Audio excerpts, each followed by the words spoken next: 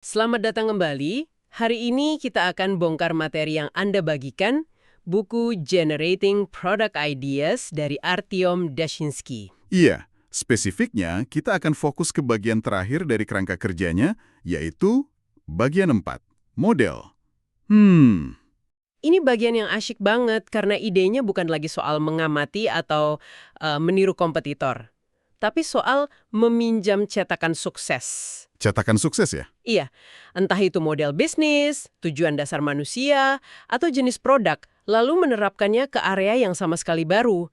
Jadi ini semacam inovasi lewat jalur rekayasa, bukan jalur ilham gitu. Betul sekali. Intinya adalah kita berhenti pasif menunggu momen eureka itu dan mulai aktif menciptakan ide. Proaktif ya. Proaktif. 3 teknik di bagian ini sebetulnya memaksa kita untuk melihat audiens yang mungkin kita udah kenal baik, tapi lewat kacamata yang benar-benar baru. Ini soal kreativitas yang terstruktur. Oke, kita mulai dari yang pertama. Pola model bisnis. Konsepnya sederhana, tapi kuat banget, iya. Bayangkan kita bisa ngambil DNA dari model bisnis yang sukses, katakanlah model langganan. Netflix misalnya. Nah, Netflix. Terus kita suntikkan DNA itu ke industri yang sama sekali beda. Buku ini menyarankan pendekatan yang sangat visual. Bikin matriks. Iya, matriks. Di satu sisi audiens, di sisi lain model bisnisnya. Gitu kan? Betul, di satu sisi tulis semua audiens yang Anda pedulikan, di sisi lain daftar model-model bisnis yang ada. Dan daftarnya tuh panjang. Misalnya ada model akses daripada kepemilikan. Ini kan jiwanya layanan kayak sewa mobil atau bahkan perpustakaan. Oh iya ya. Ada juga disintermediasi, yang bahasa gampangnya memotong perantara. Dulu musisi butuh label rekaman, sekarang ada Spotify. Atau yang paling umum, biaya tetap, di mana pelanggan bayar satu harga untuk akses tak terbatas. Nah, di sini nih serunya. Waktu kita mulai iseng jodoh-jodohin antara audiens di satu kolom dan model bisnis di kolom lain, idenya mulai keluar. Mulai kelihatan polanya ya? Betul. Di buku ini ada contoh bagus. Kita ambil audiens spesifik, orang dengan nyeri punggung. Apa yang terjadi kalau kita pasangkan mereka dengan model langganan? Idenya bisa jadi sebuah layanan keanggotaan bulanan untuk kesehatan punggung. Jadi, dengan bayar biaya tetap per bulan, Anda dapat konsultasi rutin dengan fisioterapis, akses tanpa batas ke kelas yoga online khusus punggung, bahkan mungkin jatah pijat sebulan sekali. Wah, lengkap ya. Semua terpaket rapi ya kan?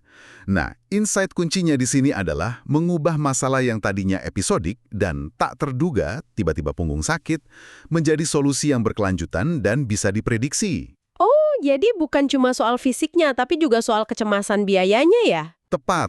Model langganan ini berhasil karena dia bukan cuma mengatasi sakit fisik, tapi juga sakit kepala karena ketidakpastian biaya dan akses itu. Itu menarik. Jadi ini bukan cuma soal memindahkan modal bisnis, tapi juga soal mengurangi beban kognitif pelanggan. Oke, masih dengan audiens yang sama.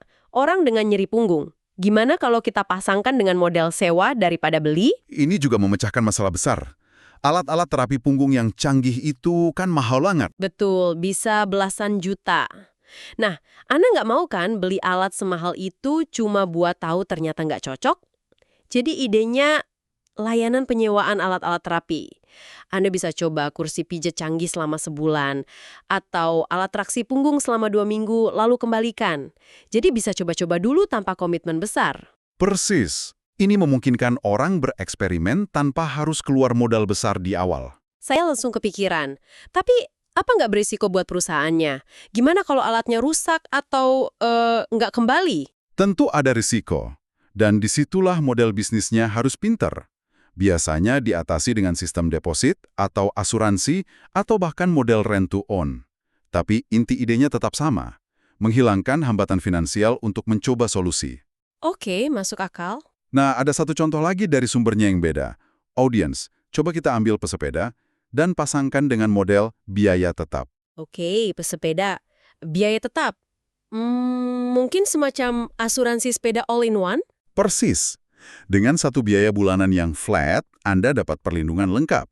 Mulai dari perbaikan kalau ada kecelakaan, penggantian kalau sepedanya dicuri. Bahkan mungkin layanan jemput darurat di jalan? Bisa jadi, kalau ban bocor di tempat sepi, misalnya. Ini menyederhanakan sesuatu yang biasanya rumit dan penuh syarat ketentuan. Model ini menjual ketenangan pikiran. Jadi kalau kita lihat polanya, model-model bisnis ini sebenarnya hanya kerangka luarnya saja. Yang lebih fundamental, dan ini yang membawa kita ke teknik berikutnya, adalah memahami mengapa orang mau masuk ke dalam kerangka itu. Apa sebenarnya yang mereka kejar? Betul sekali. Dan itu inti dari teknik nomor 16, menganalisis tujuan bersama atau universal goals. Kita bergeser dari bagaimana bisnis dapat uang ke mengapa pelanggan mau mengeluarkan uang. Ini soal psikologinya. Dushinsky, penulisnya, membaginya jadi dua. Tujuan untuk individu B2C dan tujuan untuk bisnis B2B. Untuk individu, tujuannya kedengarannya familiar banget ya. Jadi lebih sehat, hemat waktu, dapat lebih banyak uang, atau sekedar terhubung dengan orang yang sefrekuensi. Ini kan dorongan-dorongan dasar manusia. Betul. Sementara untuk bisnis B2B, tujuannya lebih terukur dan operasional. Misalnya, menemukan pelanggan baru, meningkatkan penjualan, mengurangi churn. Mempertahankan talenta terbaik. Iya, atau memangkas biaya. Ini adalah metrik-metrik yang jadi KPI para manajer. Kekuatan teknik ini lagi-lagi ada di persilangannya. Ambil satu tujuan universal, lalu terapkan ke audiens spesifik Anda. Oke, mari kita coba. Di buku ini ada contoh bagus. Audiens, pekerja jarak jauh. Kita pasangkan dengan tujuan individu, menjadi lebih sehat. Idenya apa? Idenya bisa berupa sebuah layanan kesehatan yang dirancang khusus untuk gaya hidup WFH. Bukan cuma soal resep makanan sehat, tapi juga mencakup program olahraga singkat yang bisa dilakukan di sela-sela meeting, tips ergonomi.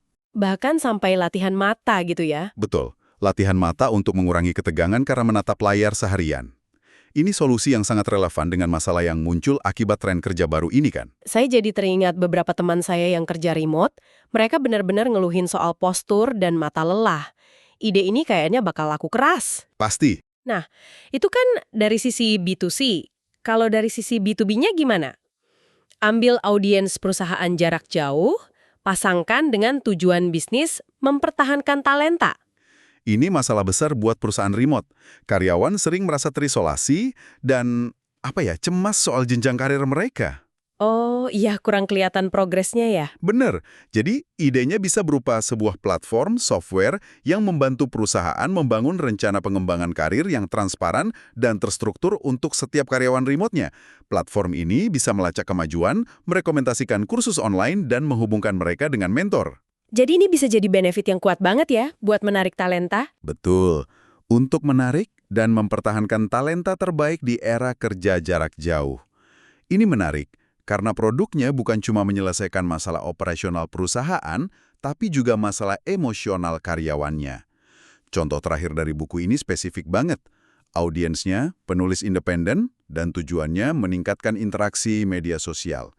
Penulis itu kan punya harta karun, yaitu konten bukunya, tapi mengubah ribuan kata di buku jadi puluhan cuitan menarik di Twitter, itu pekerjaan yang melelahkan, PR banget. Setuju. Beda format, beda cara mikir. Sebuah tool berbasis AI yang bisa memindai naskah buku Anda, lalu secara otomatis menghasilkan ratusan potongan konten kecil yang siap posting.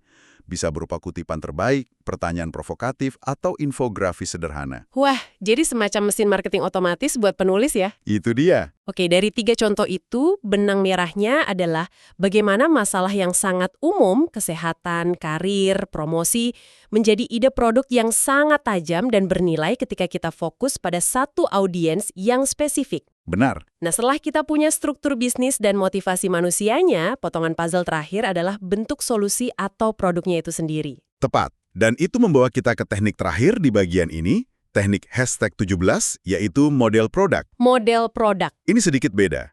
Kalau sebelumnya kita bicara model bisnis atau tujuan, sekarang kita bicara tentang tipe-tipe atau cetakan produk yang polanya terus muncul di mana-mana. Anda pasti sering dengar celetukan. Ini tuh kayak Uber, tapi buat tukang pijat. Nah, itu dia. Atau ini kayak Google Analytics, tapi buat podcast. Itu adalah contoh berpikir dengan model produk. Jadi ini semacam archetype produk yang bisa kita adopsi.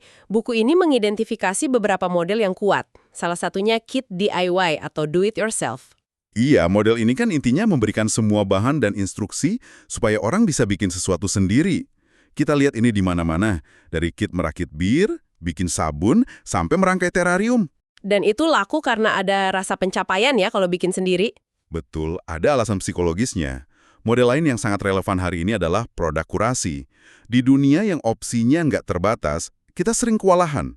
Produk yang bisa menyaring semua sampah dan hanya menyajikan yang terbaik itu sangat berharga.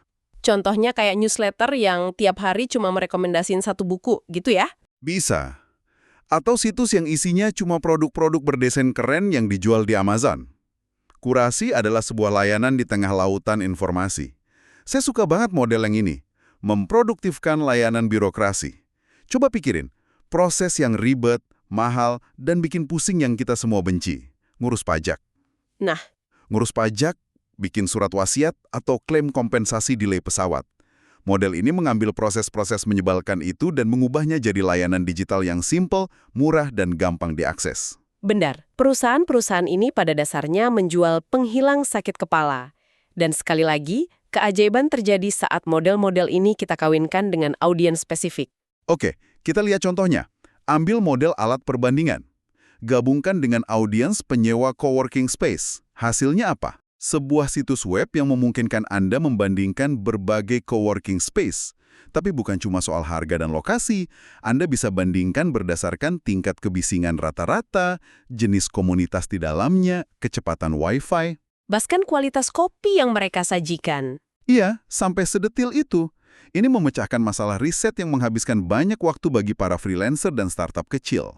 Contoh berikutnya juga cerdas. Model alternatif berkelanjutan dipasangkan dengan pesepeda. Ini berangkat dari observasi bahwa banyak pesepeda adalah orang-orang yang juga peduli lingkungan, ya kan? Iya, biasanya begitu. Tapi ada satu produk yang sering mereka pakai yang justru nggak ramah lingkungan. Jas hujan. Kebanyakan dibuat dari polyester atau nilon, bahan turunan minyak bumi. Oh iya juga ya, nggak kepikiran. Idenya jadi sederhana, menciptakan lini jas hujan sepeda yang efektif menahan air, tapi terbuat dari bahan daur ulang atau bahan yang bisa terurai secara alami. Ini langsung kena di persimpangan antara fungsionalitas dan nilai-nilai audiens. Ini menarik, karena ide ini bukan hanya pakai model alternatif berkelanjutan, tapi juga menyasar tujuan universal dari teknik kedua tadi, yaitu hidup sesuai nilai-nilai yang diyakini. Persis. Kelihatan kan bagaimana semua teknik ini saling terkait. Saling nyambung ya? Keterkaitan itu kuncinya. Dan contoh terakhir ini favorit saya karena detailnya cerdas banget.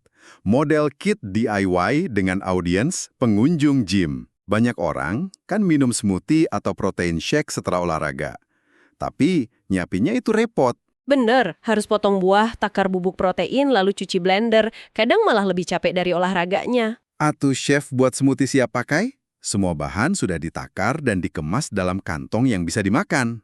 Tunggu, kantong yang bisa dimakan? Iya, edible bag yang terbuat dari bahan nabati. Jadi Anda tinggal lempar seluruh kantong itu ke dalam blender, tambahkan air atau susu, lalu blender.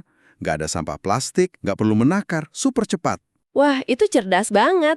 Ini contoh sempurna bagaimana model yang sudah ada, kit makanan, diterapkan untuk memecahkan masalah spesifik dalam konteks baru. Iya, konteks efisiensi pasca olahraga. Jadi setelah kita bedah semua ini, apa artinya? Pesan utamanya buat saya adalah inovasi atau penciptaan ide itu nggak harus nunggu wangsit. Nggak harus nunggu ilham ya. Betul. Dengan menggunakan model-model yang sudah terbukti ini, entah itu struktur bisnis, dorongan psikologis manusia, atau cetakan produk, Anda bisa secara sistematis merancang ide-ide baru yang pondasinya kokoh. Dan yang paling penting untuk Anda ingat dari obrolan kita, kekuatan sejati dari semua ini adalah kemampuannya memaksa kita untuk melihat audiens yang kita pikir sudah kita kenal, tapi dengan sudut pandang yang sama sekali baru. Melihat dengan kacamata baru. Betul. Kita tidak mulai dari nol. Kita mengambil pola sukses yang sudah ada, lalu menerapkannya pada masalah atau kebutuhan spesifik yang ada di depan mata. Ini soal menghubungkan titik-titik yang sudah ada dengan cara yang baru dan cerdas. Sebagai penutup, ada satu pemikiran yang bisa Anda bawa pulang. Buku ini jelas fokusnya ke ide produk. Tapi coba bayangkan, bagaimana kalau Anda menerapkan pola pikir pemodelan ini untuk tantangan non-produk dalam hidup Anda? Menarik. Misalnya saat Anda merasa buntu dalam karir, bisakah Anda menggunakan model disintermediasi dan bertanya, perantara apa yang bisa saya lewati untuk mencapai tujuan saya lebih cepat? Atau saat Anda kewalahan dengan informasi? Bisa Anda terapkan model kurasi pada konsumsi berita atau media sosial Anda. dengan secara sadar hanya mengikuti segelintir sumber paling berkualitas. Ini bukan cuma soal bisnis ya kan? Ini soal mental model. Betul. Ini adalah sebuah mental model untuk memecahkan masalah. Sesuatu untuk direnungkan.